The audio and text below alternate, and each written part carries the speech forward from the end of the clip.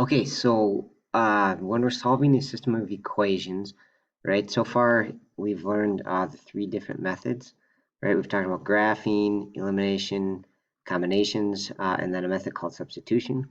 And so far we found like an XY pair solution um, to each system. So we get like something like, I don't know, X is 3 and Y is 4, something like that for the solution, right? But the deal is there's not, that doesn't always happen, right? So there's actually three different situations that can happen, which is shown by the different graphs displayed here.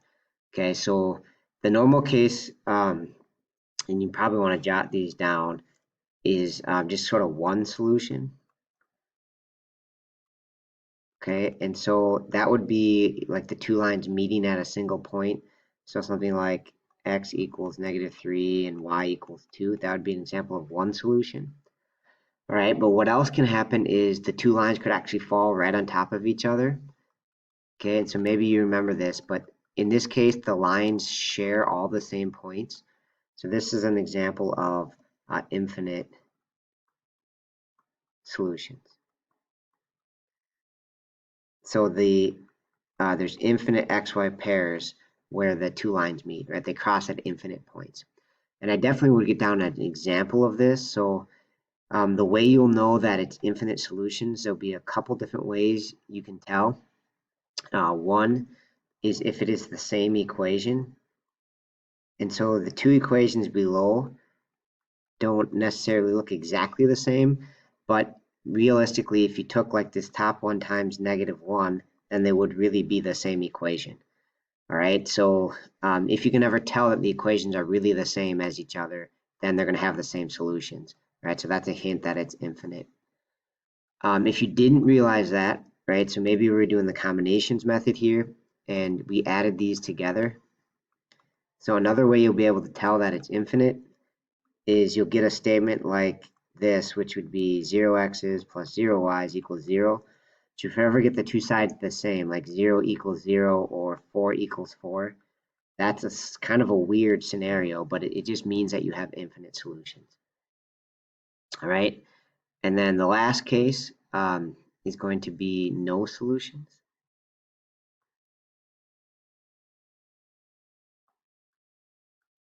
Okay. And if you want an example of that, they would be like parallel lines. So we could just say like a -2 slope, but then one has a y-intercept of 5. And then let's say the other one had a -2 slope also, but a y-intercept of -4 or something. That would be a sign that it's no solutions. All right, because the lines never cross, so they have no point in common. Another way you'll be able to tell is similar to infinite, except sort of the opposite. If you ever get like 0 equals 8 or -1 equals 2, something that's clearly not true, that just means it's a sign that there's no solutions. Okay, so we're going to do some examples where you can solve using our methods, like the substitution method and the combination method. You just have to watch out for these special cases like infinite and no solutions. Okay, so here is your first example, and you can kind of pick a method. You could do any of our three methods here: graphing, combinations, or substitution. Pause the video and give it a shot. See if you can figure out what special case this is. Okay, this one is set up for substitution pretty well because y is by itself. You won't have to do it that way, but since it's set up that way, I'm going to do it that way and substitute right away. So I have -2x plus 2 times something equals 16. And we're taking out the y, but we're substituting it with the statement x plus 5 because y is equivalent to x plus 5. All right, so now distribute. So we have -2x plus 2x plus 10 equals 16. And my goal is just to clean this up and solve for x. But what happens here is these end up canceling out. So we end up with this 10 equals 16, which is a weird statement, right? 10 clearly does not equal 16. So you just got to remember which special case is it. Okay, and so if you flip back to your notes of the previous slide, this is the no solutions case, right? Because 10 will never be equal to 16. So this has no solutions. There's no XY pair that works for both of these equations. All right, if we were to graph them, we would actually get parallel lines, right? If we were to get them to y equals form, we'd have a pair of parallel lines. All right, second one for you to try. Pause the video. All right, so this one's set up for combinations because they're stacked. And so again, for combinations, you want them to add to 0. In this case, the x's will add to 0 if we take the top one times 2, because we'll have positive 2x and negative 2x. So I'm going to take the top one times 2, everything times 2, and the bottom one I'm going to keep the same.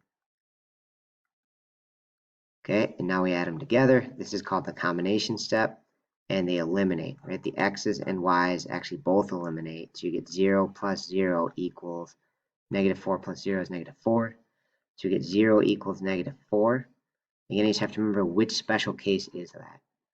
Okay, so this is a case again where it is not true, right? That never can happen. 0 is never equal to negative 4. So this is again a no solutions case. All right, last example. Pause the video, give it a shot.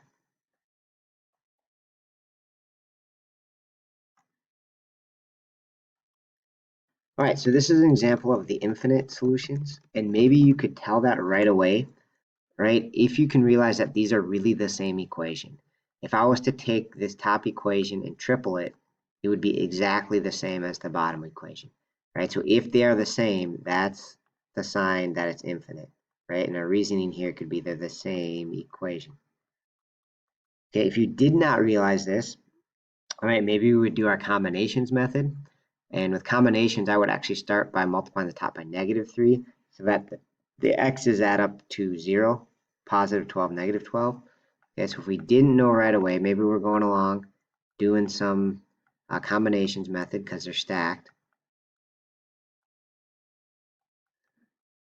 Okay, and then when we add these together, we get 0 plus 0 equals 0. Now we have 0 equals 0, and that's again a sign that it's infinite solutions, right? If you ever get, it's weird because both x's and y's disappeared. Normally only one disappears, but because both of them disappear here, it's a special case, and it's the special case called infinite. Okay, so just as a summary, right, there's sort of when you're solving, there's 3 different things you can happen. You can get one xy pair for an answer. You can get infinite solutions, right, if it looks like this. And then you can also have no solutions to the system. So when you solve, those are the 3 possible scenarios. All right, that's it. Thanks for watching.